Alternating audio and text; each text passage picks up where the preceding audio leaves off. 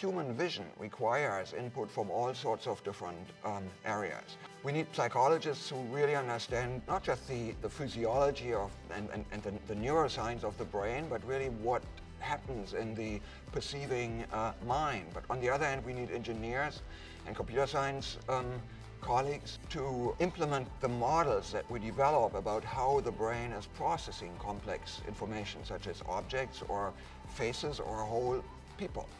The project where we're trying to use the brain as a teacher for AI systems really came about from a conversation with myself and my collaborator on this, Alana Fish, at U Alberta.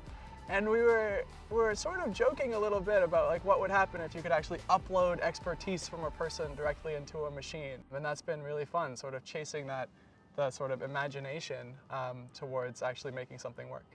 I have a VISTA grant with Lauren Sergio, which has allowed us to look at sex differences in visual processing. It turns out that females tend to outperform males at face recognition.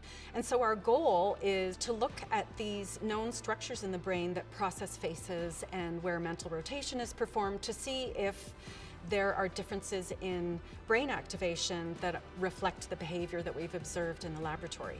At the VISTA Innovation Symposium that was held about 2 years ago, we were lucky to meet a company called Crosswing Incorporated that makes social robots, basically robots on a human scale that can work with humans. When the pandemic hit, we started talking about how that would be useful, and then that led to the concept of those robots actually being able to disinfect areas, which first of all is kind of a tedious task, but secondly, it's somewhat of a hazardous task, so it's a perfect task for robots to perform rather than humans. So all of these things are critical. You really have to bring all these levels of support together into a single ecosystem.